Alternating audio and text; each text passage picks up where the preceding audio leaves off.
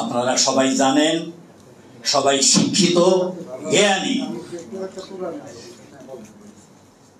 1757 খ্রিস্টাব্দের 23শে জুন বাংলার স্বাধীনতা প্রথম অস্তমিত হয়। পরবর্তীতে সারা ভারত পরাধীনতার শৃঙ্খলে আবদ্ধ হয়।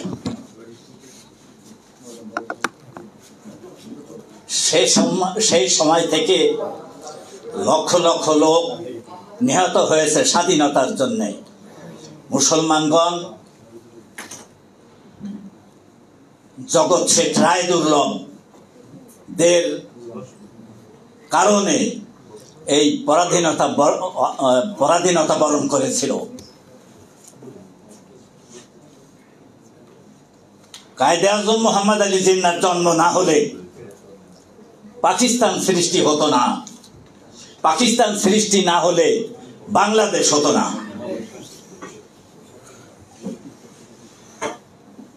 লক্ষ লক্ষ লোক আন্দামান দ্বীপপুঞ্জের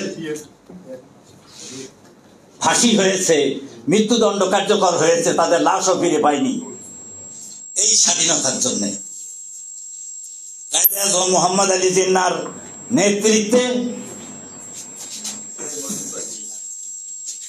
আর এই দেশের পূর্ববঙ্গের নিগৃহীত হিন্দু যোগেন মণ্ডলের নেতৃত্বে এই দুইজন সহ অন্যান্য কিছু নেতাদের নেতৃত্বের কারণে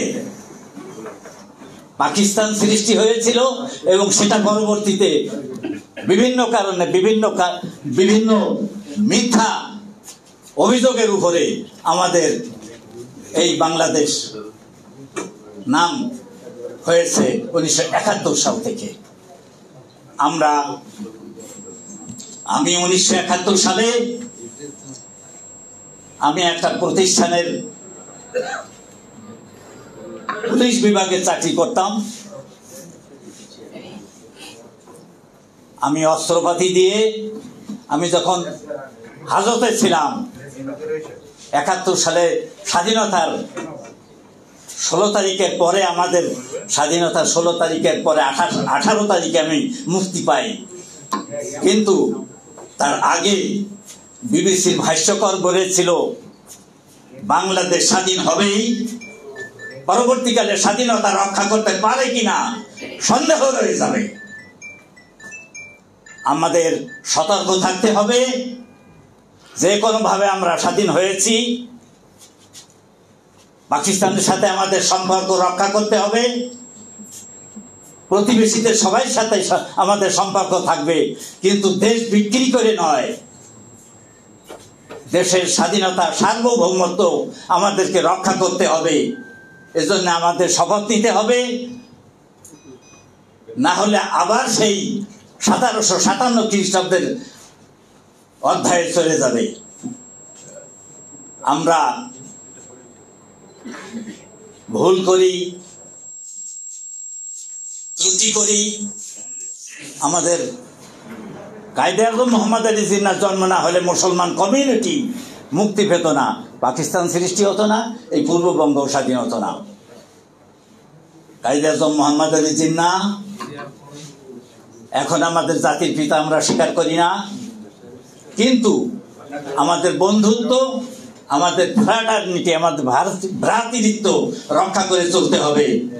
আমরা আশা করি কায়েদে আজম মোহাম্মদ আলী জিন্নাহর জন্ম তারিখ এবং মৃত্যু দিবস বা মৃত্যু বার্ষিকী প্রত্যেক বছর এখানে প্রতিপালিত হবে।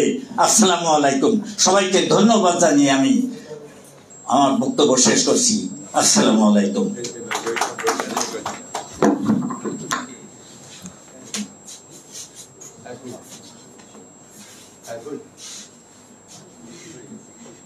সুধীমণ্ডলী, ইতিমধ্যে আমাদের মাঝে উপস্থিত হয়েছেন অধ্যকারী আলোচনা সভার বিশেষ অতিথি সিনিয়র সাংবাদিক জনাব মোস্তফা কামাল মজুমদার, এডিটর দি ঢাকা ওয়াস। নবাব সলিমুল্লাহ একাডেমি আজকে একটা বইয়ের মোড়ক উন্মোচন করবে, যার নাম জাতিসত্তা প্রতিষ্ঠার ইতিহাস কথা। বইটা লিখছে সাইফুল ইসলাম শুভ, নওয়াজ সলিমুল্লাহ একাডেমির একজন কর্মকর্তা সাইফুল ইসলাম শুভ আজকের অনুষ্ঠানের প্রধান অতিথি এই বইটার মূলক উন্মোচন করবেন। আমি now request mister chief guest of this seminar to inaugural ceremony of this book.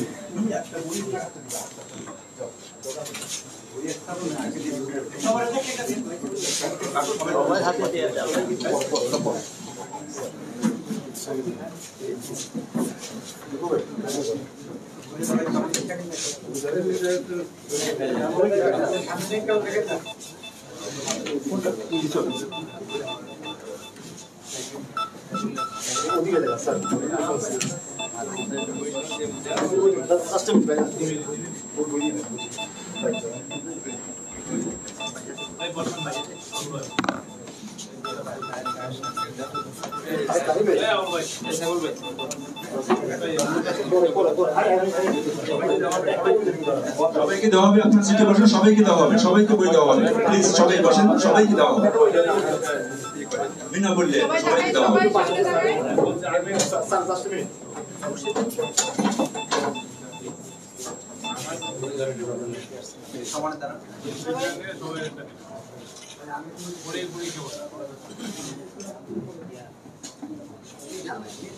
Thank you very much. Please sit down, everybody.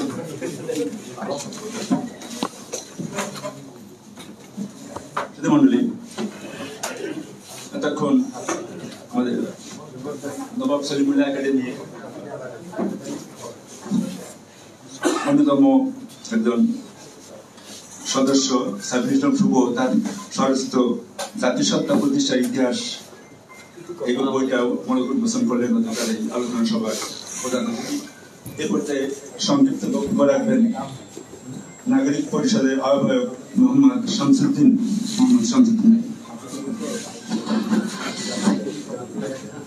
Assalamu alaikum. 76th anniversary of the great leader Quaid-e আজম মোহাম্মদ আলী জিন্নাহ। আজকের এই অনুষ্ঠানে উপস্থিত আছেন প্রধান অতিথি সৈয়দ আহমেদ মারুফ, হাই কমিশনার অফ পাকিস্তান থাকার কথা, তার প্রতিনিধি হিসেবে আছেন জনাব কামরান দাঙ্গাল, এবং উপস্থিত আছেন বাংলাদেশের সাংবাদিকতার ইতিহাসে উজ্জ্বল নক্ষত্র আমাদের মজুমদার ভাই সহ আজকে সভাপতিত্ব করছেন যিনি এই অনুষ্ঠানের আয়োজক আমাদের সর্বজন শ্রদ্ধেয় জনাব আব্দুল জব্বার ভাই, সকল অতিথি সবাইকে আসসালামু আলাইকুম। আমরা আজকে এমন একটি সময় উপস্থিত হয়েছি, 5 আগস্ট আমরা বিজয় লাভ করেছি, বাংলাদেশ স্বাধীন হয়েছে। যেই স্বাধীনতা আমরা প্রত্যাশা করতেছিলাম, একটা দেশ স্বাধীন সার্বভৌমভাবে নিজের পায়ের উপরে দাঁড়ানোর জন্য আমরা যে স্বপ্ন দেখতেছিলাম, 5 আগস্টে আমরা সেই স্বপ্নের যাত্রা শুরু করেছি। এটি আমাদের বিজয় দিবস, এটি আমাদের স্বাধীনতা দিবস। গত জুলাই মাসে আমাদের ছাত্র জনতা, সারা দেশের মানুষ যে রক্ত দিয়েছে, যে রক্তের উপর দাঁড়িয়ে বাংলাদেশ প্রতিষ্ঠিত হয়েছে, 5 আগস্ট থেকে শুরু হয়ে গেছে সেই বাংলাদেশের শুভযাত্রা। আমরা স্মরণ করি কায়েদে আজম মোহাম্মদ আলী জিন্নাহকে এজন্য 1947 সালের 14ই আগস্ট যদি বাংলাদেশ পাকিস্তানের সাথে না থাকতো, আমরা যদি, পাকিস্তান বানিয়েছে কিন্তু ঢাকা, পাকিস্তান প্রস্তাবনা পাশ হয়েছে, পাকিস্তানের জন্য লড়াই হয়েছে, পাকিস্তানের জন্য সব করেছে ঢাকা।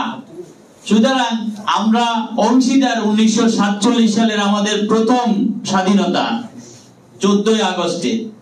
সেই স্বাধীনতার মহানায়ক কায়েদে আজম মোহাম্মদ আলী জিন্নাহ যদি আমাদেরকে পাকিস্তানের সাথে না রাখতেন, তাহলে আজকে কাশ্মীরের মতো আমাদের ঘাড় ফেরানোর উপায় ছিল না। ভারতীয় জান্তারা আমাদের অস্ত্র ধরে রাখতো আমার ঘাড়ের পাশে, আমরা স্বাধীন হতে পারতাম না। আজকে আমরা, ত্রিপুরার মানুষ স্বাধীনতার জন্য স্বপ্ন দেখে, কিন্তু সেই স্বপ্নের কথা মুখ ফুটে বলতে পারে না, ভয় পায়। কায়েদে আজম মোহাম্মদ আলী জিন্নাহ আমাদেরকে পাকিস্তানে নিয়েছে বলেই আমরা আজকে স্বাধীন হতে পেরেছি। আমরা যদি মণিপুরে আজকে যে ফাইট হচ্ছে, মণিপুরের মানুষ স্বাধীনতা চায়, মণিপুরের মানুষের স্পৃহা, মণিপুরের মানুষের স্বপ্ন হচ্ছে বাংলাদেশের স্বপ্ন। বাংলাদেশের ছাত্র যুবকরা যে পথ দেখিয়ে গিয়েছে সেই পথ ধরে মণিপুর হাঁটছে। বাংলাদেশ 1947 সালের 14 আগস্ট পাকিস্তানের রূপকার বাংলাদেশ, আবার আজকে যে মণিপুর স্বাধীন হতে যাচ্ছে সেই মণিপুরের স্বপ্নও বাংলাদেশ। সুতরাং আমরা এই স্বপ্ন পুরুষদের মধ্যে অন্যতম আমাদের মহাপুরুষ কায়েদে আজম মোহাম্মদ আলী জিন্নাহকে স্মরণ করে আমি একটি কথা বলবো। আমাদের নওয়াব সলিমুল্লাহ উনি মৃত্যুবরণ করেছেন, যার মৃত্যু তারিখ হচ্ছে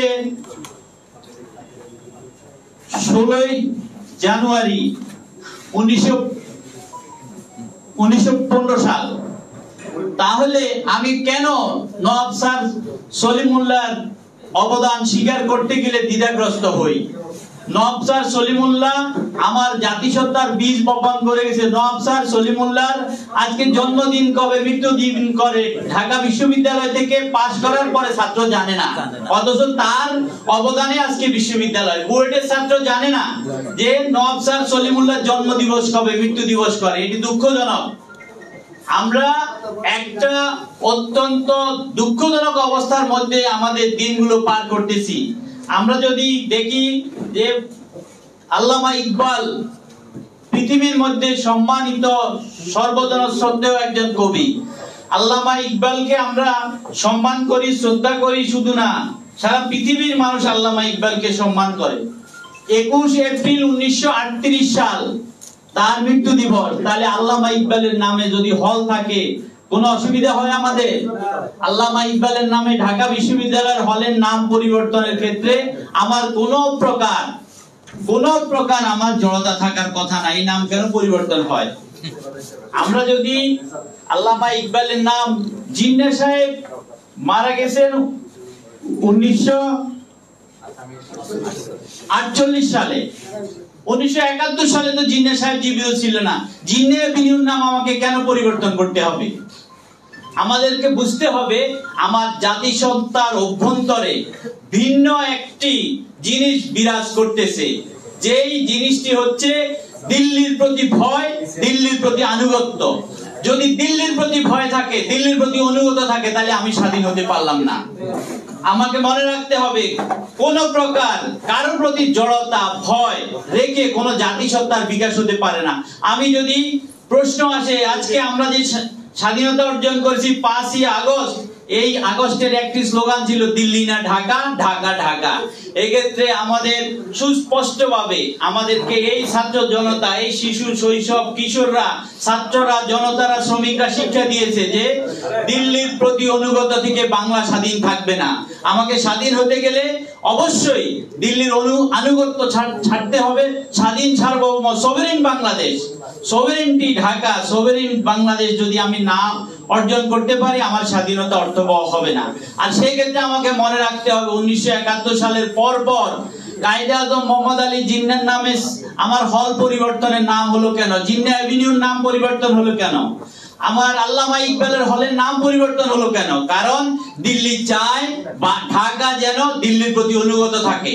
যদি জিন্নাহর ছবি আমার সামনে সম্মানের সহিত থাকে, তাহলে আমাকে দিল্লি শাসন করতে পারবে না।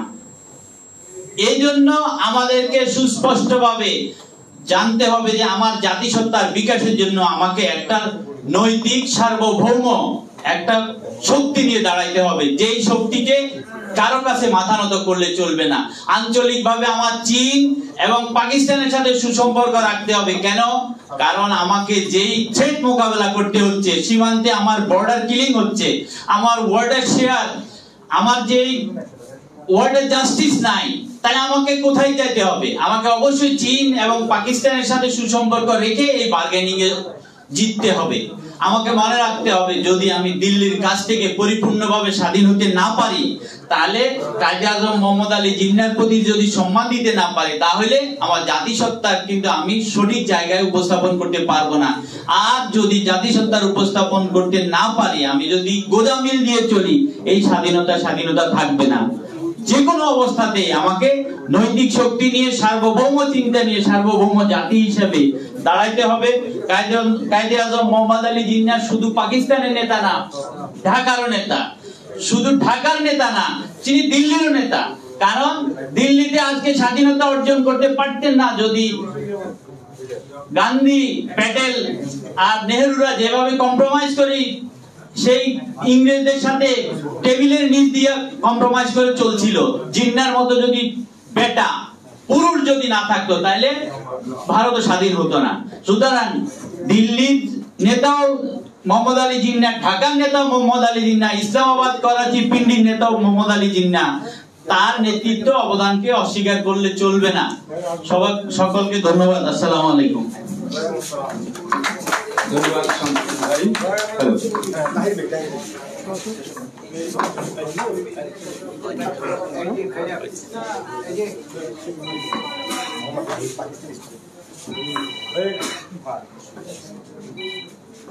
Here present some Pakistani citizens.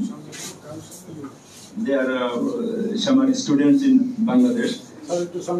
Muhammad Tahir, one of the students in Bangladesh. His residence in Punjab. He recited a poet about Qaid-e Azam Muhammad Ali Jinnah. Please, Tahir.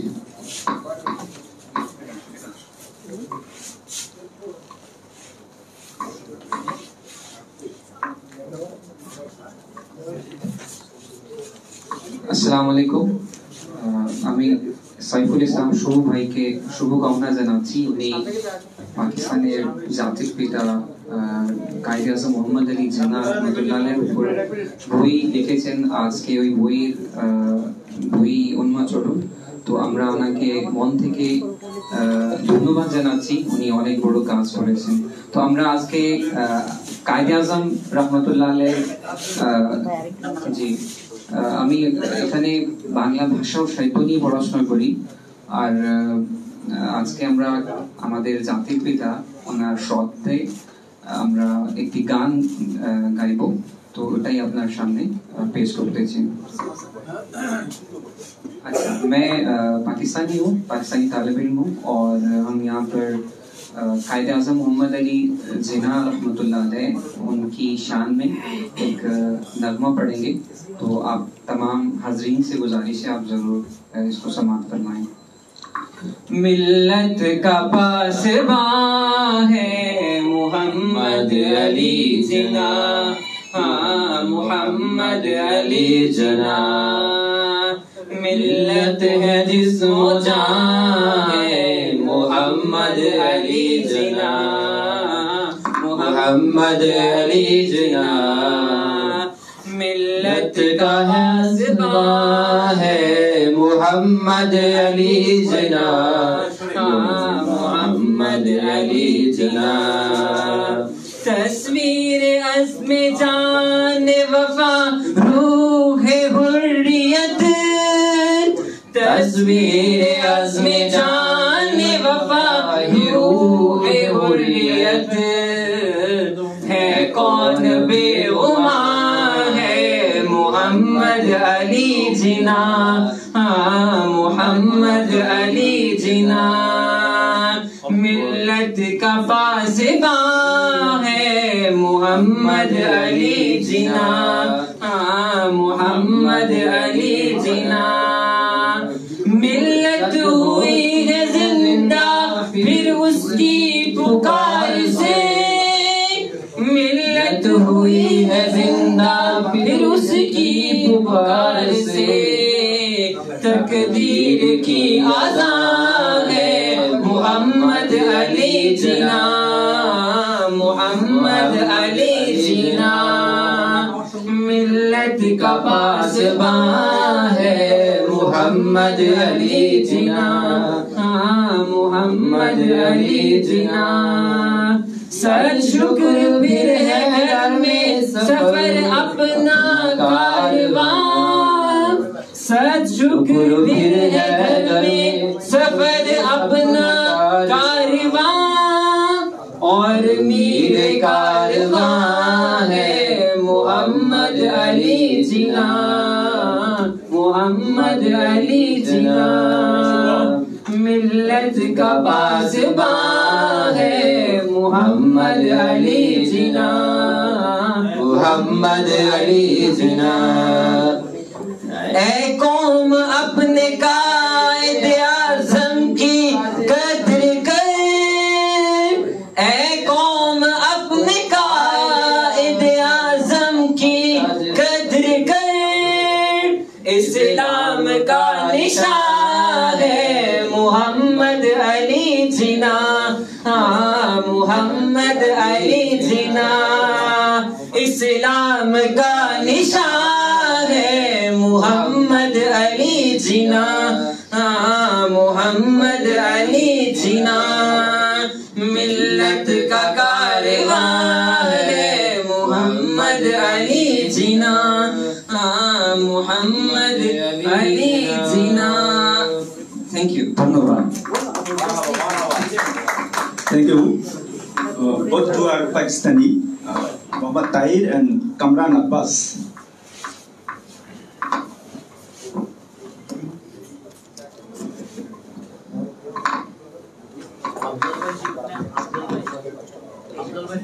শুধু মন্ডলী, এ পর্যায়ে সংক্ষিপ্ত বক্তব্য রাখবেন এস.কে. আজিম বিহারি নেতা নামে পরিচিত এস.কে. আজিম।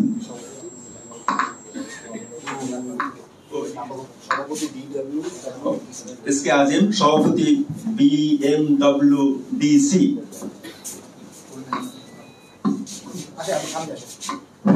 बिस्मिल्लाहिर्रहमानिर्रहीम।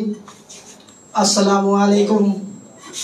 आज कायदे आज़म मोहम्मद अली जिन्ना साहब के 76तम मृत्यु वार्षिकी में आज के अनुष्ठान में आप सब हजरत को, प्रधान अतिथि और विशेष अतिथि को अस्सलामुअलैकुम।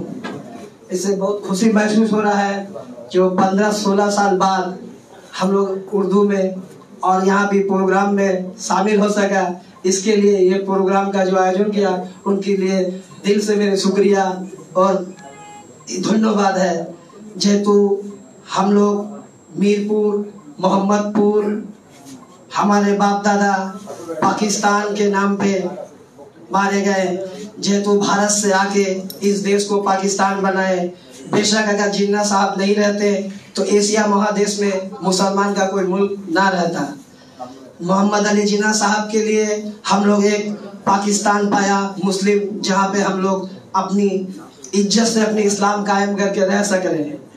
और 1971 साल में भारत युद्धों करके हम लोग का इस देश को 2 टुकड़ा बना दिया और हम लोग के 50-56 साल में हमारे बाप दादा ये पाकिस्तान का सपना पे गुजर गए। इसलिए आज बहुत अच्छा लग रहा है जो हमारे पाकिस्तान के सब, और ये हो रहा है इंशाअल्लाह आगामी भी ऐसे चलते रहे। इसलिए हम आप लोग के सामने शुक्रिया अदा कर रहे हैं। आगामी दिन जैसे यही से चल सके हम इसी के लिए कर रहे हैं। अस्सलामु अलैकुम।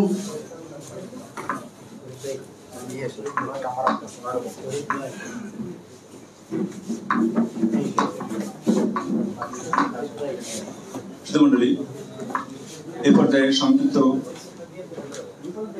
বক্তব্য রাখবেন doctor Farid Uddin. Doctor Farid Uddin, all Muslim উম্মাহ।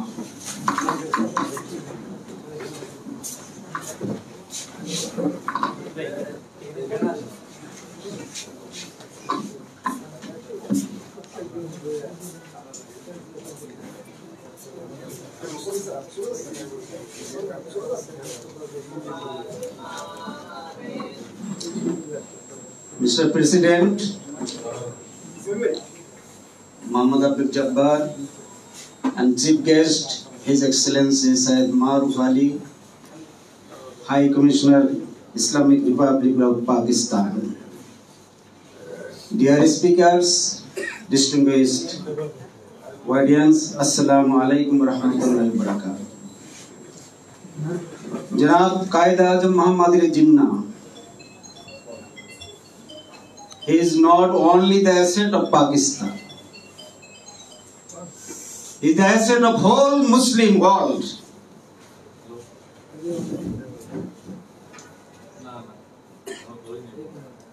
যার তীক্ষ্ণ বুদ্ধিমত্তায় ক্ষুরধার যুক্তি তর্কের মাধ্যমে যিনি ব্রিটিশদের কাছ থেকে পাকিস্তানকে হাসিল করেছিলেন, মুসলিম উম্মার জন্য এই ভারত উপমহাদেশে একটি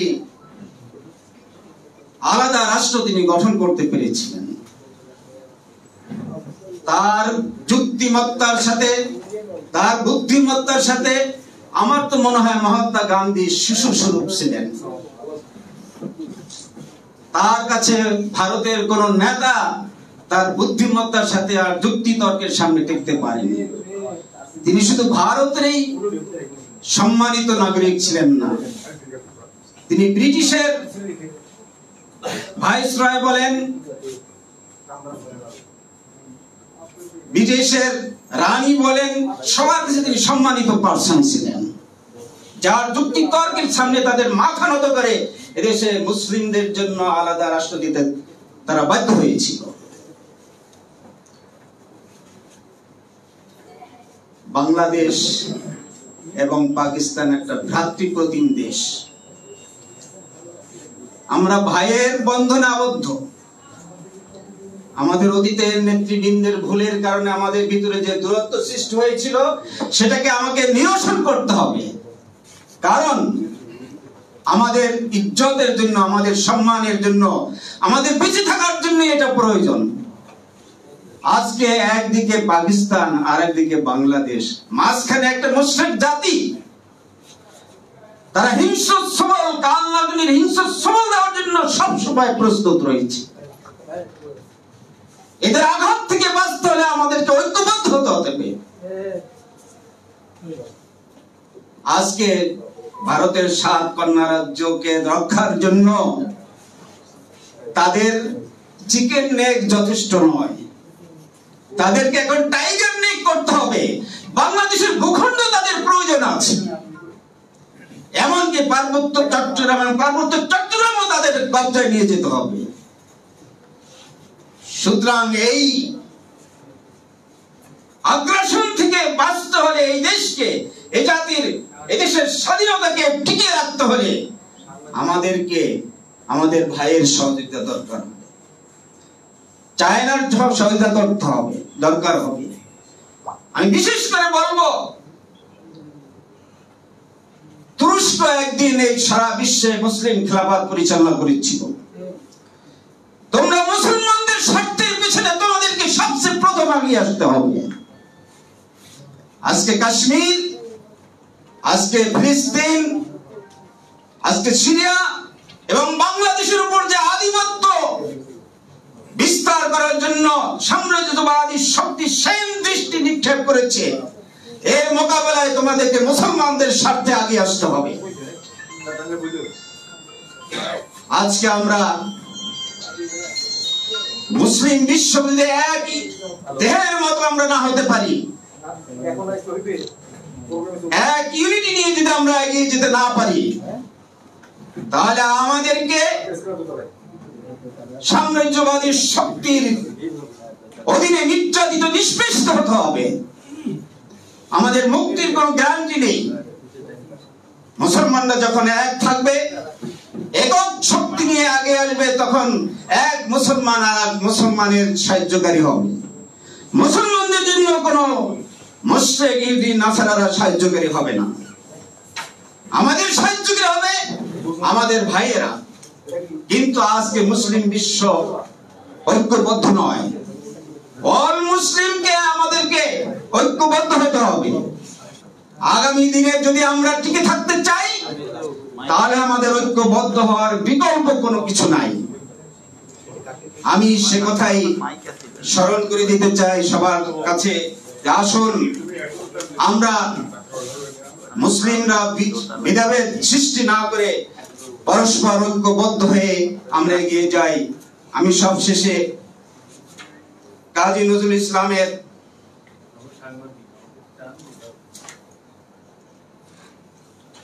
ওনার যে বক্তব্য দিচ্ছি একটু কোট করছি। বাজিছে দামামা, বাদরে আমামা, শির উঁচু করে মুসলমান, দাওয়াত এসেছে নয়া জামানার, ভাঙ্গা কেল্লায় ওরে নিশান। অন্যত্র বলেছেন, আল্লাহতে যার পূর্ণ ঈমান, কোথা সে মুসলমান, কোথা সে আরিফ আবেদ যাহার জীবন মৃত্যু জ্ঞান, যার মুখে শুনি তৌহিদের কালাম, ভয়ে মৃত্যু করিত সালাম, যার ধ্বনি রবে কাঁপিত দুনিয়া, জিন পরি ইনসান। আর আমাদের এনেশার কবি ফররুখ আহমদ বলেছেন, এখানে এখনো রাত্রি এসেছে নেমে, তবু দেখা যায় দূর বহুদে হেরার আস্তরণ। অন্যত্র বলেছেন, ছুঁড়ে ফেলো আজ আইশি রাতের মখমাল অবসাদ, নতুন পানিতে খুলে দাও হে মাদি সিন্দাবাদ। আর মহাকবি ইকবাল বলেছেন, चीन अरब है हमारा, हिंदुस्तान है हमारा, मुस्लिम है हम, सारे जहां है हमारा। अस्सलाम वालेकुम रहमतुल्लाह। धन्यवाद देखिए। Dear audience, now I request Mr. Kamran Abbas. He is a Pakistani or Pakistani bhai.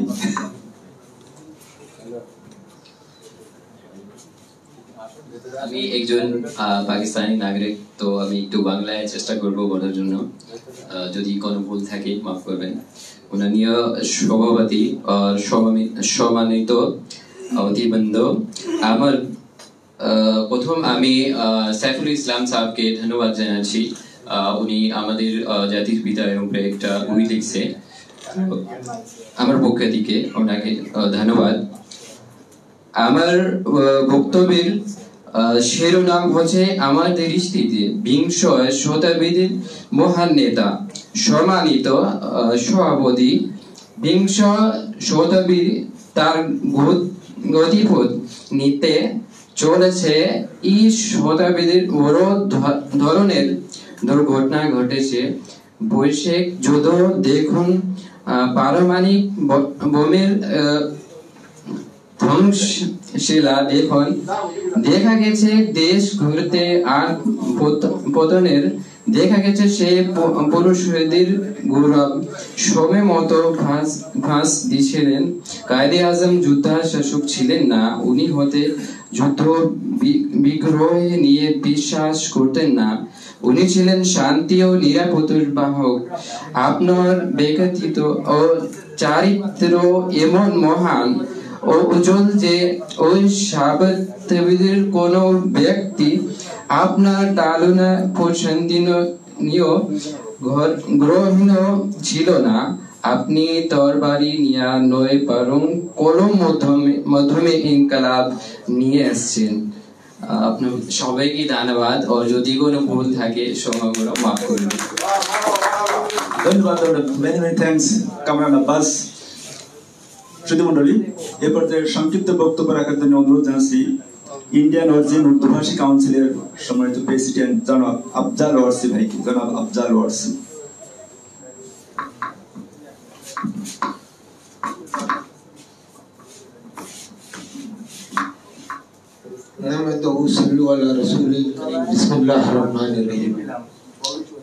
Iqbal का एक कविता है, न समझोगे तो मिट जाओगे हिंदुस्तानी मुसलमान, न समझोगे तो मिट जाओगे हिंदुस्तानी मुसलमानों। आज तक का हिंदुस्तान के मुसलमान नहीं समझ सका। पाकिस्तान के बनते वक्त भी हम लोगों में बहुत तफरका डाल के खंडित कर करके बिल्कुल अलग अलग कर दिया गया। और बांग्लादेश पाकिस्तान के बनने के बाद जब बांग्लादेश बना, तब भी हमको खंडित कर दिया गया। कभी बंगाली बना के हमको जबा कर दिया गया, कभी हमको बंगाली बना के जबा कर दिया गया। इसी तरीके से आज तक का हम इस नालत की जिंदगी में मशगूल रह गए, लेकिन मुसलमान नहीं बन सके। कायदे आज़म मोहम्मद अली जिन्ना ने तो पाकिस्तान बना के दिया था आपको। अगर हम लोग न रख सके तो ये तो मेरा कसूर है, कसूर तो जिन्ना का नहीं। बहुत सारे लोग जिन्ना को गलत सलत बोलते हैं। मात्र कम वक्त में, एकदम मामूली से वक्त में उन्होंने पाकिस्तान बना दिया। ऐसा कोई मैंने नेता नहीं है जो इतना शॉर्ट टाइम में पाकिस्तान बना दिया। कितना साल में? 7 साल में।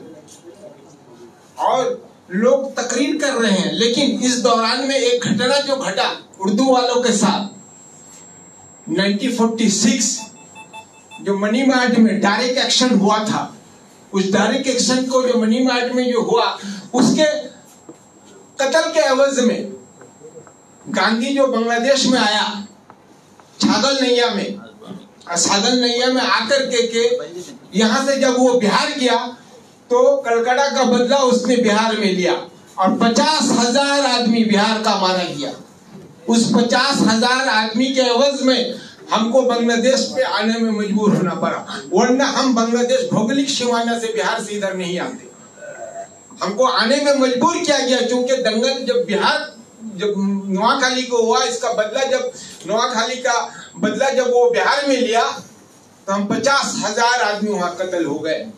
और उस वक्त में ये शेख मुजीबुर रहमान सरवर्दी के साथ बिहार में डेलीगेशन में गए थे और उन्होंने हम लोगों को ला करके कलकत्ता में इलाज और देखा सुना का दायित्व में थे। उसका सहानुभूति देख करके, आदर देख करके और मोहब्बत देख करके हम लोगों को इधर आना पड़ा। और उन्होंने कहा कि बंगाल का और थोड़ा हम लोग को मैंने आप लोग के लिए दरवाजा खुला हुआ है, हम बंगाल को अपना भाई समझ के यहाँ आए। सब कुछ जिम्मेदारी छोड़ दिया, बिहार में हमारा भी तो जिम्मेदारी था, छोड़ दिया और छोड़ के हम बंगाल में अपने भाई के साथ मिलकर के यहाँ चले आए। और आने के बाद क्या हुआ, आज भी हम रिफ्यूजी रह गए। कल जो मेरा घर 48 में मिला था वो घर आज भी मेरे पास नहीं है, आज भी हम रास्ते में बैठे हुए। कोई इसके मुतालिक बात नहीं करता, कोई सिचुएशन को क्लियर नहीं करना चाहता। आखिर मेरा कसूर क्या था? हम इस देश में आके फंस गए और आज तक का मेरा फैमिली 3 हिस्से में तकसीम हो गया। एक हिस्सा हिंदुस्तान में रह गया, एक बंगाल में रह गया, एक पाकिस्तान में रह गया। पाकिस्तान के बनने से जितना नुकसान हमको हुआ कोई दूसरों को नहीं हुआ। बंगाल के पैर के नीचे तो जमीन था इसलिए उसकी जिम्मेदारी थी, पंजाब के लोगों के साथ पैर में जमीन था इसलिए पंजाब पंजाबियों का, सिंध सिंधियों का, बलोची बलोचियों का, बंगाल बंगालियों का। हमारा क्या है? हम इधर उधर ठोकर खा रहे और आज भी ठोकर खा रहे, इसका तस्फिया नहीं होता। तो आज पाकिस्तान के जो सफीर है उनसे हमारा अनुरोध है कि इस मामला को बांग्लादेश से बोल करके तस्फिया किया जाए और हमको कितना सजा मिलेगा। हम तो समझते हैं कि पाकिस्तान बन गया सबके लिए, लेकिन मेरे लिए नहीं बना।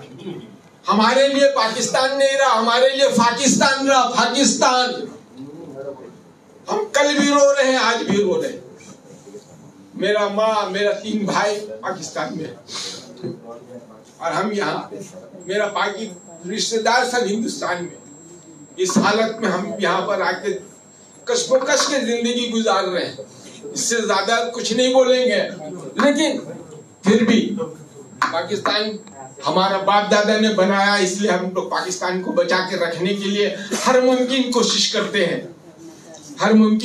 कोशिश करते हैं कि पाकिस्तान अच्छा रहे, खुश रहे, लेकिन साथ में हम लोग का भी मामला तय हो जाए। हम लोग को वीजा का सहूलत मिलना चाहिए, हम लोग पाकिस्तान जाए, आराम से आए, ताकि हम लोग अपने भाई बिरादर से मिल सके। उसके लिए पाकिस्तान के सफीर के साथ हम लोगों का मैंने अनुरोध है कि आप वीजा में सहूलत करें और लोगों को जाने के लिए मुश्किल को दूर करें ताकि लोग आसानी से जा सकें। और कम्युनिकेशन में जो दुबई के जरिए जाते हैं, इस भाड़े पे हम लोग नहीं जा सकते, लिहाजा हम लोग को ऐसा सहूलत हो जो डायरेक्ट प्लेन जाए, भाड़ा में कमी आए तो लोग जा सकते आ सकते। और इससे ज्यादा क्या बोलेंगे। अस्सलाम वालेकुम व रहमतुल्लाहि व बरकातहू।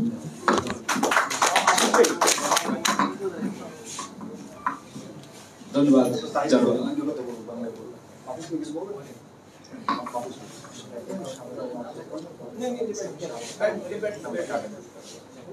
মন্ডলী, এ পর্যায়ে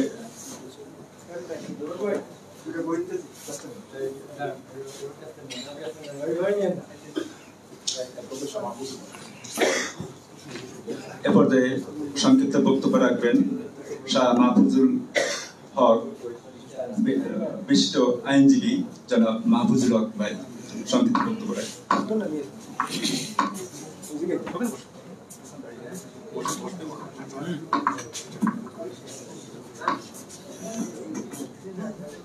আউযুবিল্লাহি মিনাশ শাইতানির রাজিম। বিসমিল্লাহির রহমানির রহিম।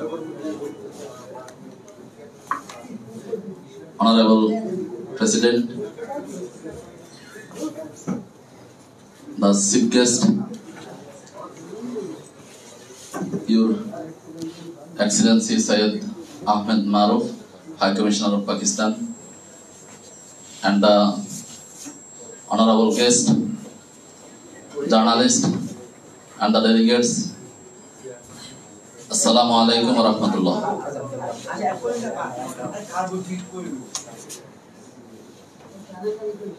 Quaid-e-Azam Muhammad Ali Jinnah, his 76th death anniversary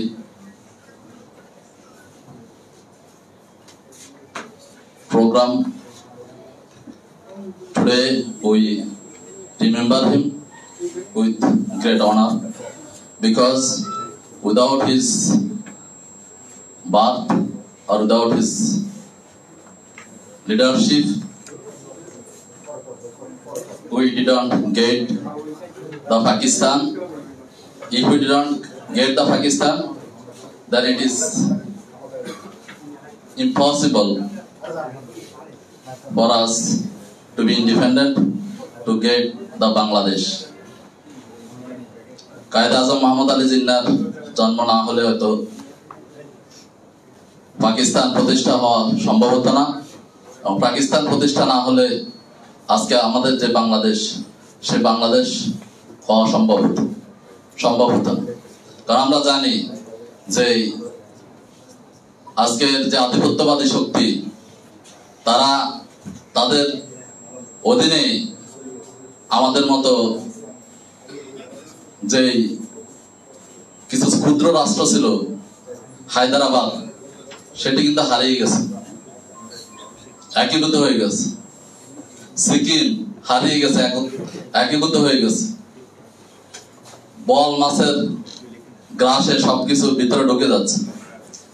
আজকে কাশ্মীর, আজকে দীর্ঘ লড়াই, তাদের লড়াই কিন্তু শেষ হচ্ছে না।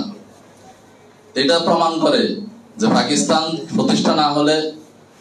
প্রতিষ্ঠা না হলে আমরা বাংলাদেশ পেতাম না, বাংলাদেশের স্বাধীনতা হওয়া এটা অসম্ভব ছিল। পাশাপাশি আজকে আমরা এটাও মনে করি যে আসলে পাকিস্তান হওয়ার পরে যে প্রত্যাশা নিয়ে জাতিসত্তার যে বিশ্বাসের উপর একটা রাষ্ট্র প্রতিষ্ঠিত হয়েছিল পাকিস্তান, সেই পাকিস্তান রাষ্ট্রের যে ভিত্তি ছিল ধর্ম, পৃথিবীতে এটাই মনে হয় প্রথম যে ধর্মের ভিত্তিতে একটা রাষ্ট্র আলাদা হয়েছে।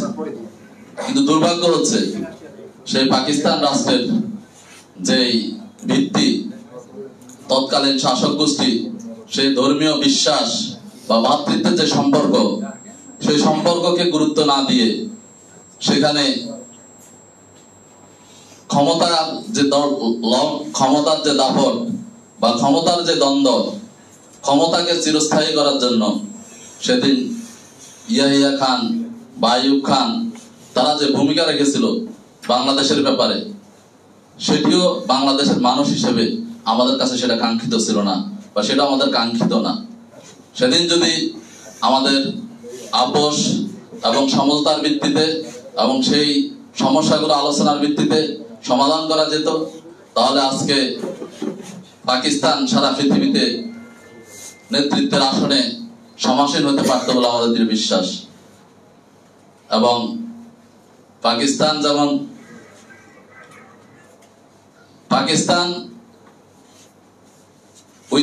আমাদের এটা বিশ্বাস হচ্ছে if the Pakistan leadership at the moment of 1971 if they try to solve the problem with discussion rather than the bullet, then the Pakistan would be the most powerful country of the world, and we would be the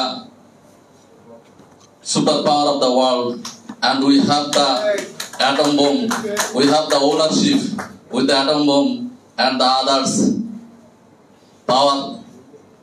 So I hope that Pakistan as a state, it's the best time, it's the optimum moment to remember, and if they feel they should create a strong relationship with the brotherhood country Bangladesh, they should try to resolve our black history, and they could apologize for 1971 and try to strongest the relationship with Bangladesh, and it's our hardest demand, and it is our hardest request to the High Commissioner and the ambassador who will be the chief guest and his representatives, to them, please take initiative to resolve the previous history and previous problem and make a strong relationship with Bangladesh, so that together as a brotherhood country, as a Muslim, we could be the great power, and we could work together, and we could defeat our enemies, and we could work for the interest of our countries and of the Muslim Ummah. So no more today. Nice to meet you. See you again. সবাইকে ধন্যবাদ জানিয়ে আমার কথা এখানে শেষ করছি। আল্লাহ হাফেজ।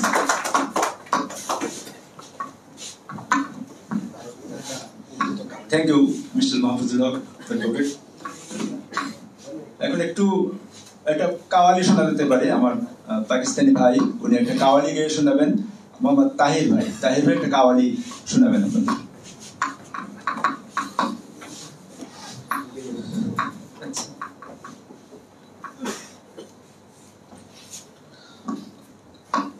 मैं दूसरा नगमा भी कायदे आज़म उनकी ज़िंदगी पर उनके लिए पढ़ूंगा, चूँकि आज़ादी कारण স্বাধীনতা যখন আমরা সবাই দশকদের জীবন যাপন করছিলাম, তো তখন আমাদের জন্য কে স্বাধীনতা এনেছেন আর ওনার স্বাধীনতার যে আমাদের উপর উপকরণ আমরা কখনো ভুলাতে পারবো না। ওনার মাধ্যমেই আমরা স্বাধীনতা পেয়েছি, আর সব স্বাধীনতার যেটা ক্রেডিট ওনাকে যায়। তো আমরা আজকে এই যে নগমা এটা উর্দুতে আছে, তো এটাই যেতে চাচ্ছি। यहूदी हमें आजादी के दुनिया हुई हैरान, ए कायदे आज़म तेरा एहसान है एहसान।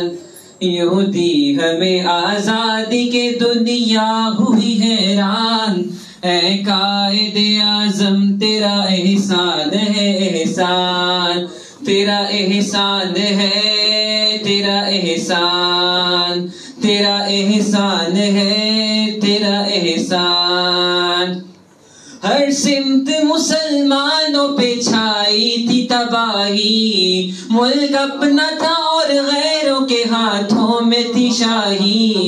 ऐसे में उठा दीन मुहम्मद का सिपाही, और नाराए तकबीर से दी तूने गवाही। इस्लाम का झंडा लिए आया सरे मैदान, है कायदे आज़म तेरा एहसान है एहसान। यूं दी हमें आजादी के दुनिया हुई हैरान। ऐ कायदे आज़म तेरा एहसान है एहसान, तेरा एहसान है तेरा एहसान।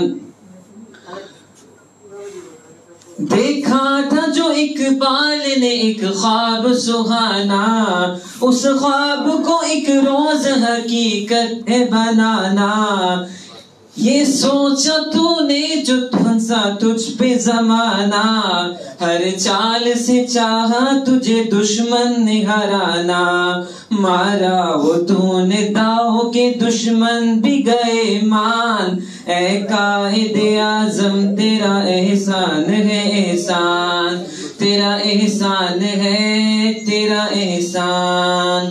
पंजाब से बंगाल से जवान चल पड़े, सिंधी बलोची सरहदी पठान चल पड़े। घर बार छोड़ बेसरो सामान चल पड़े, साथ अपने मुहाजिर लिए कुरान चल पड़े। और कायदे मिल्लत भी चले होने को कुर्बान। ऐ कायदे आज़म तेरा एहसान है एहसान, यूं थी हमें आजादी के दुनिया हुई हैरान। ऐ कायदे आज़म तेरा एहसान है एहसान। मारा वो तूने दाव के दुश्मन भी गए मान। लड़ने का दुश्मनों से अजब ढंग निकाला, ना तोप ना बंदूक ना तलवार ना भाला। सच्चाई के अनमोल उसूलों को संभाला, पिन्हा तेरे पैगाम में जादू था निराला। ईमान वाले चल पड़े सुनकर तेरा फरमान। ऐ कायदे आज़म तेरा एहसान है एहसान, यूं दी हमें आजादी के दुनिया हुई हैरान। ऐ कायदे आज़म तेरा एहसान है एहसान। আরেকটি বাংলায় যেটা আগে গান ছিল তা গীতে চাচ্ছি। সংশয় বিঘ্নের জঞ্জির ভেঙ্গে আমরা এনেছি পাকিস্তান। শৃঙ্খল মুক্তির চঞ্চল ছন্দে আজাদ সৈনিক গাহে গান। সংশয় বিঘ্নের জঞ্জির ভেঙ্গে আমরা এনেছি পাকিস্তান। এখানে এটা পাকিস্তান নয়, এটা বাংলাদেশি হবে। তো এটা কারণ ওই সময় ছিল, তো আমি অ্যাপোলোজাইজ করতেছি। সংশয় বিঘ্নের জঞ্জির ভেঙ্গে আমরা এনেছি পাকিস্তান। শৃঙ্খল মুক্তির চঞ্চল ছন্দে আজাদ সৈনিক গাহে গান। জাতির পতাকা হাতে কায়েদে আজমের সাথে ওয়াতনের সিপাহী আর নওজওয়ান। খৈবর দারে দারে সীমানাতে প্রেমানাতে, খৈবর দারে দারে সীমানাতে প্রেমানাতে। সংসদ পরিষদ পাকিস্তান। সংশয় বিঘ্নের জঞ্জির ভেঙ্গে আমরা এনেছি পাকিস্তান। শৃঙ্খল মুক্তির চঞ্চল ছন্দে আজাদ সৈনিক গাহে গান। Thank you. Thank you very much, Mohammad তাহিরকে।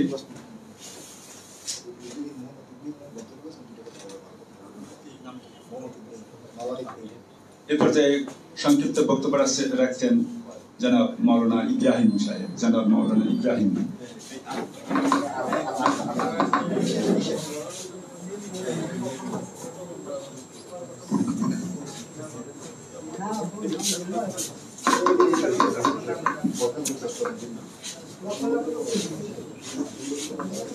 अस्सलामु अलैकुम। জনাব সভাপতি সাহেব, আমার প্রাণপ্রিয় মুসলিম ভাইয়েরা, আমার এক ভাই যে পূর্বে উল্লেখ করেছে যে পাকিস্তান নয় বাংলাদেশ হইতো না, এটা কথা ঠিক। 1947 সাল যদি না হয়তো এই বাংলার এই পতাকা আমরা পাইতাম না। 1947-এর যে পতাকা আমরা পেয়েছি, এই পতাকার বিনিময়ে আজকে আমাদের বাংলাদেশ। এই বাংলাদেশের ভিতরে ইন্ডিয়ার যে আধিপত্যবাদ, ছাত্র জনতা একত্র হয়ে এই আধিপত্যবাদকে বিদায় করে আমরা নতুন ভাবে আবার স্বাধীন হয়েছি। আপনাদের কাছে একটাই কথা, পাকিস্তান এবং বাংলাদেশ আমরা ভাই ভাই হিসেবে যদি থাকতে পারি, ইন্ডিয়ার আধিপত্যবাদ কোনোদিন মাথা চালাতে উঠতে পারবে না। আর একটি কথা আমরা বলতে চাই, সেই কথা হলো যে আমরা এই পাকিস্তান এবং বাংলাদেশ সবার সাংস্কৃতিক দিক দিয়া কোরআন 1 নম্বর আমাদের হাতিয়ার। কোরআন যেহেতু আমাদের কাছে আছে, আল্লামা ইকবাল বলছে কোরআন হলো আমাদের বন্ধু। আর আমাদের সবচেয়ে বড় আইটেম হইলো লা ইলাহা ইল্লাল্লাহ মুহাম্মাদুর রাসূলুল্লাহ ওয়া আখিরু দাওয়ানা আলহামদুলিল্লাহি রাব্বিল আলামিন। ধন্যবাদ। Dear audience, now I request senior journalist, the editor, the Dhaka was Mustafa Kamal Majumdar, today's special guest. I request Mr. Mustafa Kamal Majumdar to speak few words.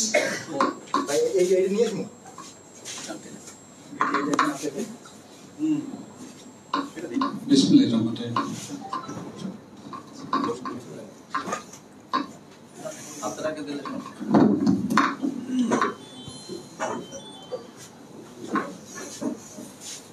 আজকের সভার সভাপতি নবাব সলিমুল্লাহ একাডেমির সভাপতি জনাব আব্দুল জাফর ভাই, প্রধান অতিথি জনাব Kamran Bengal, charge affairs embassy of Pakistan, উপস্থিত সুধীবৃন্দ এবং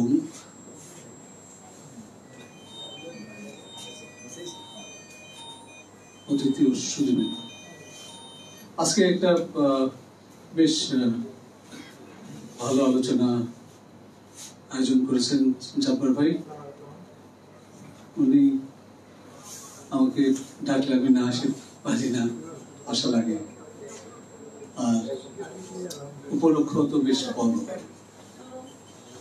নবাব সলিমুল্লাহ একাডেমির আয়োজনে কায়েদে আজমের মৃত্যুবার্ষিকী আলোচনা, এত বিশাল ব্যাপার। নবাব সলিমুল্লাহ এই ভারতবর্ষে একটা রাজনীতি চালু করেছিলেন, একটা দল প্রতিষ্ঠার মাধ্যমে, যার নাম মুসলিম লীগ। এই বাংলাদেশের রাজধানী ঢাকায় প্রতিষ্ঠিত হয়েছিল। আর সেই মুসলিম লীগের নেতা হিসেবে কায়েদে আজম মোহাম্মদ আলী জিন্নাহ পাকিস্তান কায়েমে নেতৃত্ব দিয়েছিলেন। তাহলে নবাব সলিমুল্লাহ নেতার নেতা ছিলেন, তাই না? আর কায়েদে আজম তো কায়েদে আজমই মহান নেতা, হি ওয়াজ এ গ্রেট লিডার। আমাদের বর্তমানের শক্তি খুঁজে পেতে হলে ইতিহাসটা ভালোভাবে জানা দরকার।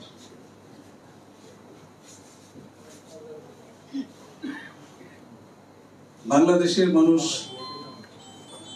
যেভাবে চিন্তা করে, বলা হয় ভারতের মানুষ দুদিন পরে সেভাবে চিন্তা করে।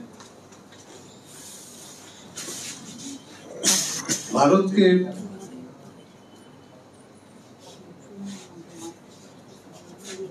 অধিকার করার জন্য বিদেশিরা সবসময় বাংলাদেশ দিয়ে শুরু করছে।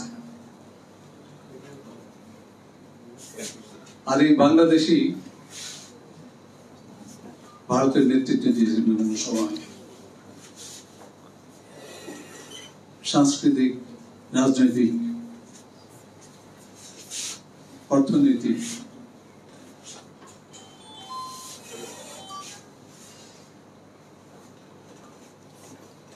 কায়দা আজম মোহাম্মদ আলী জিন্নাহ যে দেশটি তৈরি করেছিলেন,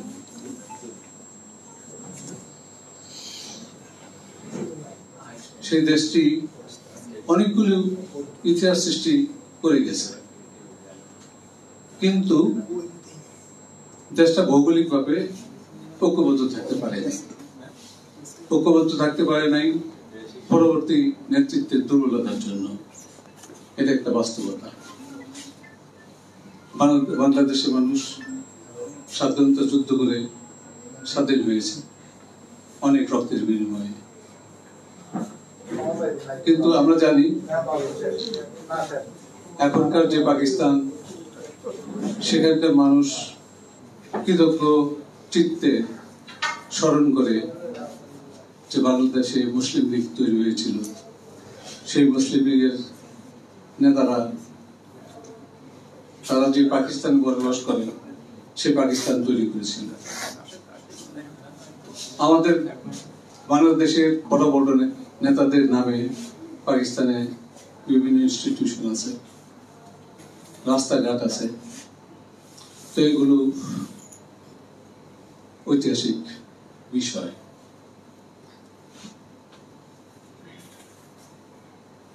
সম্পর্ক আমাদের মধ্যে ভালো হওয়া উচিত। গত 15 বছরে আব্দুল জব্বার ভাই এরকম অনুষ্ঠান করতে পারেন নাই। 15 বছর আবার নতুন করে করলেন,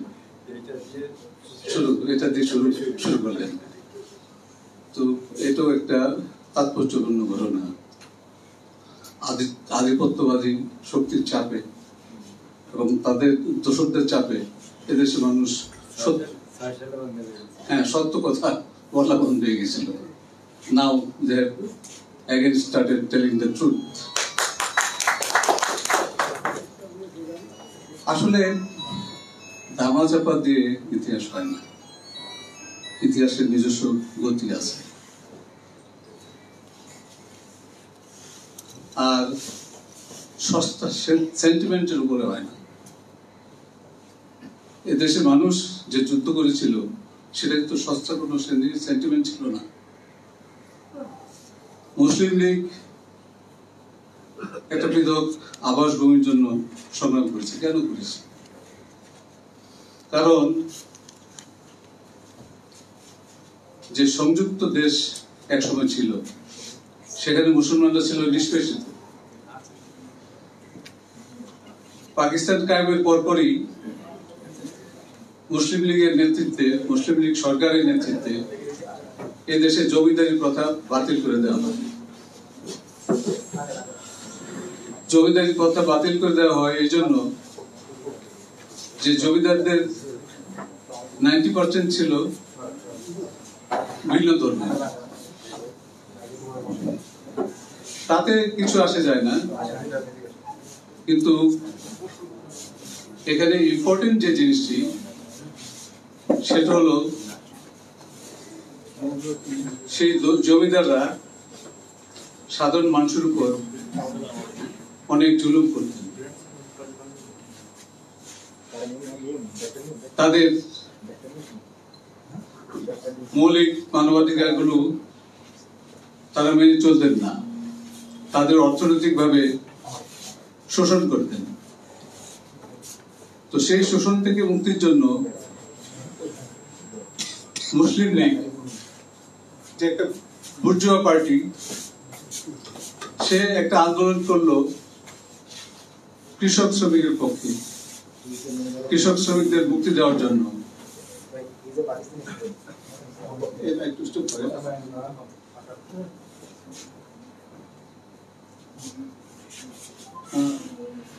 তো মুসলিম লীগ একটা কৃষকদের মুক্তির জন্য রাজনীতি করছে।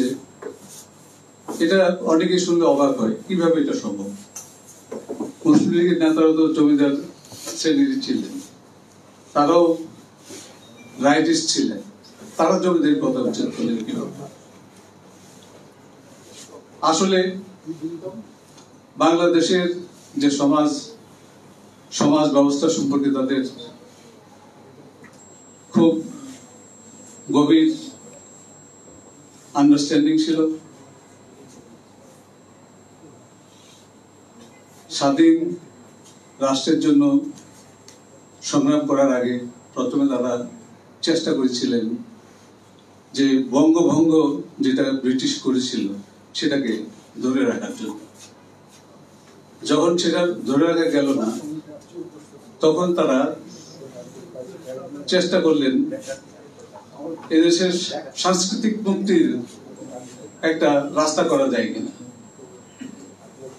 ঢাকা বিশ্ববিদ্যালয়ের প্রতিষ্ঠার যে সংগ্রাম সেটাকে তারা ধরলেন সক্রিয় করে, এবং ঢাকা বিশ্ববিদ্যালয় প্রতিষ্ঠার কারণে এদেশে একটা নতুন বুদ্ধিজীবী সমাজ তৈরি হয়। পূর্ব বাংলার সাধারণ মানুষের সন্তানরা শিক্ষিত হয়, যারা অবিভক্ত বাংলায় ছিল উপেক্ষিত, তারাই ক্রমে ক্রমে নেতৃত্বে এসে মুসলিম লীগ তথা মুসলমানদের আন্দোলনটাকে শক্তিশালী করে। তো আজকে আমরা কায়েদে আজমের ৭৬তম মৃত্যুবার্ষিকীতে এসে বলবো যে কায়েদে আজম সেই মুসলিম লীগের যে রাজনীতিরই একটা ফসল। উনি অল ইন্ডিয়া মুসলিম লীগের নেতৃত্ব দিয়েছেন, এদেশের মানুষও তার নেতৃত্বে রাজনীতি করেছেন। আমরা কায়েদে আজম মোহাম্মদ আলী জিন্নাহর রুহের মাগফিরাত কামনা করি। উনি নেতৃত্বে না থাকলে হয়তোবা আরো কষ্ট পেতে হতো, আরো কষ্ট করা লাগতো। শুধু কলকাতা রায়ট না, আরো বেশি দুর্ঘটনা হয়তো হতে পারত। আমি বলবো এই ৭৬তম মৃত্যুবার্ষিকীতে কায়েদে আজম মোহাম্মদ আলী জিন্নাহ এবং নওয়াব শাহ সলিমুল্লাহ তাদের রুহের প্রতি আমরা রুহের মাগফিরাতের জন্য দোয়া করি, এবং এই উপলক্ষে পারস্পরিক শ্রদ্ধাবোধ যেন আরো বৃদ্ধি পায়, শ্রদ্ধাবোধের সাথে বন্ধুত্ব যাতে বৃদ্ধি পায়, এই কামনা করে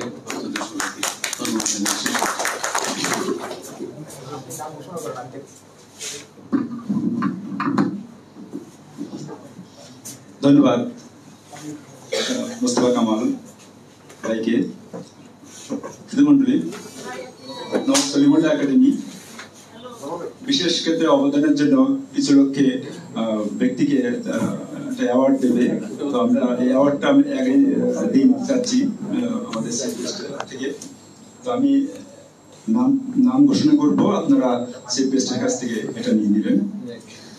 first mister Mohammad Tahir, please take your award.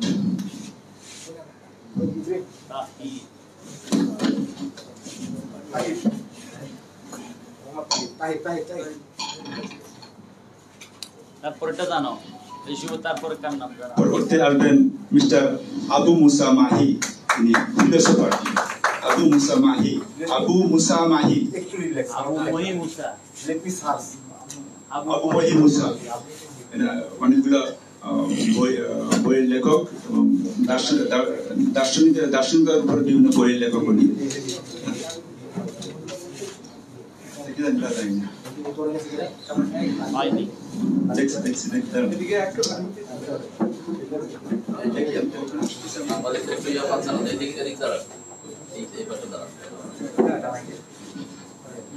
দার্শনিকরা বুড়ো হয় না।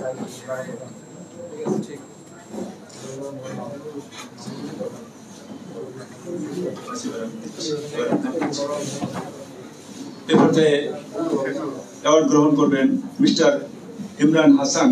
Mister Imran Hasan, please please. আগে নাম জানিয়ে রাখো, তারপরে গেলে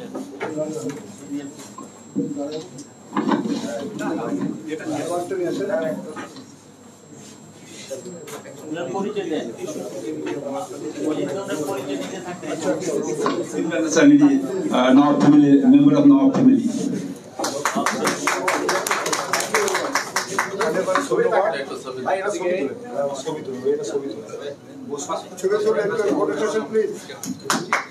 সাইফুল ইসলাম ভাই আছেন?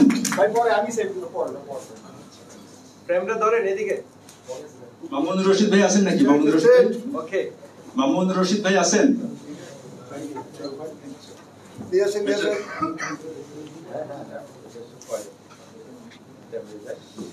মিস্টার হাফেজ মুফতি মোহাম্মদুল্লাহ ভাই, মিস্টার হাফেজ মুফতি মোহাম্মদুল্লাহ ভাই। মিস্টার আব্দুর রহিম সাহেব আছেন? আব্দুর রহিম। শুধু তুমি নামগুলো নিয়ে যাই, সিরিয়ালটা ঠিক করে নাও। মিস্টার আব্দুর রহিম সাহেব তার অ্যাওয়ার্ডটা নিচ্ছেন। মিস্টার আব্দুর রহিম। আরে এক একটা দিয়ে দেন, পরে শেষ করে নেবেন। তারপরে শুরু করেন, পরে mister SM Abdullah Al Bappi. Mister SM Abdullah Al Bappi. তারপরে মিস্টার ইকবাল হাসান নান্টু। নান্টু ভাই নাই। Mister M Jalal Uddin. Jalal Uddin, mister Jalal Uddin ভাই।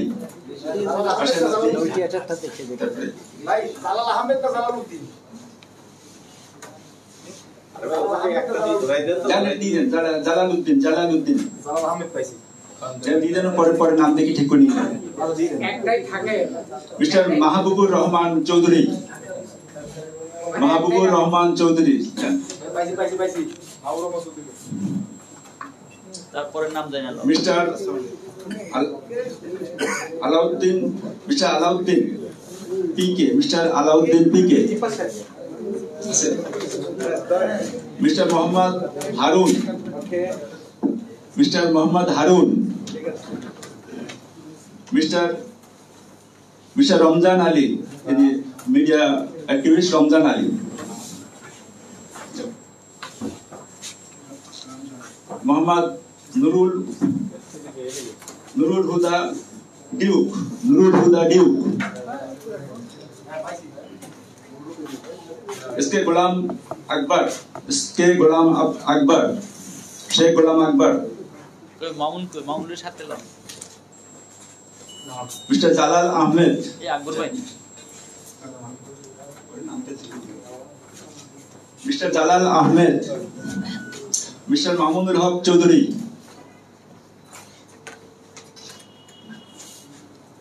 এমডি মুস্তাফা কামাল ভুইয়া। মুস্তাফা কামাল ভুইয়া আমার মুস্তাফা কামাল ভুইয়া।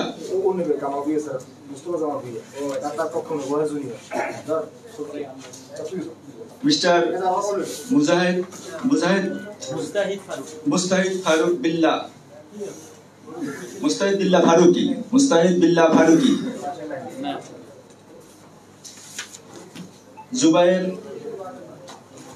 जुबायर भूया।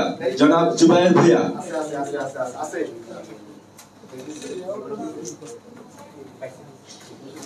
मोहम्मद कामाल हुसैन।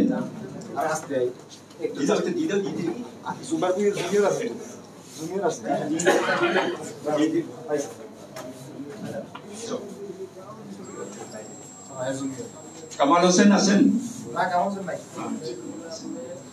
মোহাম্মদ সিদ্দিকুল্লাহ ভুইয়া।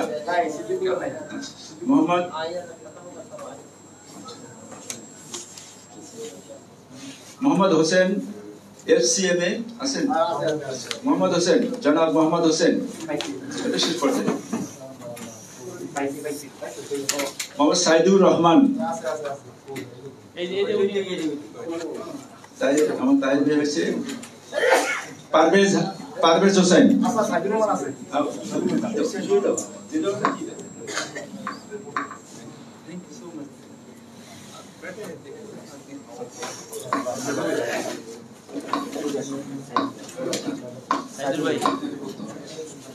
খুব বেশি লম্বা করবেন না। যুব নেতা ইয়ত ফোরাম আছে, আর কেউ আছে? ওকে, বাকিগুলো পরে দিয়ে দিই। মন্ডলী, এ পর্যায়ে বক্তব্য রাখবেন অধ্যক্ষের আলোচনা সভার বিশেষ অতিথি mister Imran Hasan. Now I request Mr. Imran Hassan to speak few words, please.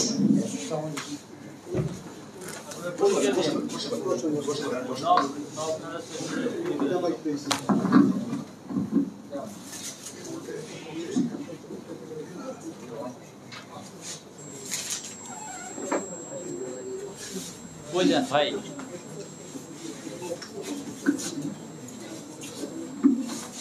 আসসালামু আলাইকুম জনাব শফিক মন্ডলী, আমি একটু দেরি হয়ে গেছে জামের জন্য, আপনি মাফ করে দেবেন। আমি 1 ঘন্টা জামে ছিলাম, তো আগে আসতাম।